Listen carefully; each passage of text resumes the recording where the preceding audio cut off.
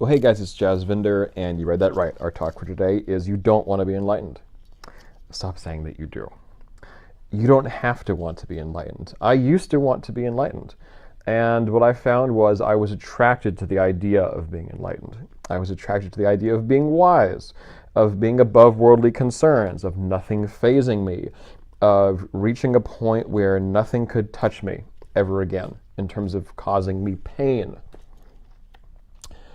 Why would I want that for myself? Why would that be so attractive? Because I was in a lot of pain. The idea of being beyond pain completely had a tremendous appeal to me. The reality is that being beyond pain is a complex issue, which we will not have the time to satisfactorily sort of circumnavigate, right? And encircle it in the time that we have right now.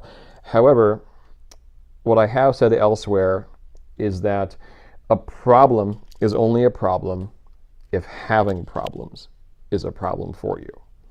There's a famous story where this man came to Buddha with his concerns. Buddha said, "I have nothing to offer you." And this guy was, let's say, rather flabbergasted. And finally Buddha says, well, you know, everybody has, let's say, 1,000 problems. I can't help you with any of them. And the guy's like, what the heck is this about? What does being Buddha even mean in that case? And he says, I can help you with your 1,001st problem. You think you're not supposed to have any problems. Anything you do to escape pain is not wisdom. It's taking care of yourself.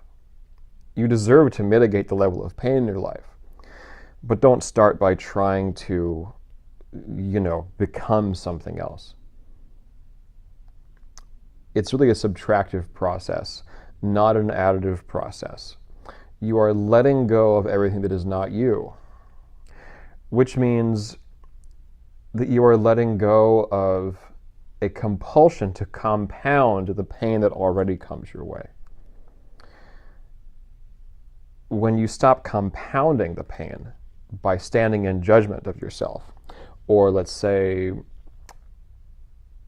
drawing conclusions about what that pain or what that circumstance says about the kind of person that you are or the kind of life you're living, when you don't do that, then what you find is that your so-called problems are actually very small.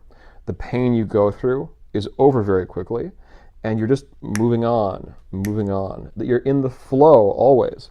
What takes you out of the flow is this sort of hyper-analytical approach to yourself and your problems and your pain, to have a pathologically self-involved approach to your issues. If you just keep going and something happens and you just say, now what? What should I do differently? What should I be repeating? What could I do in a different way? Those are the only conversations you need to have with yourself from one moment to the next. All of this looking at your life and saying, what kind of a person works at that desk?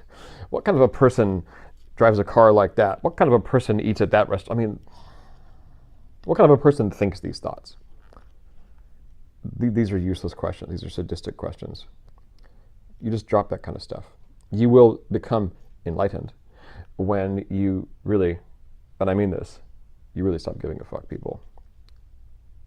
0 fucks given, 0 love withheld. That's my philosophy.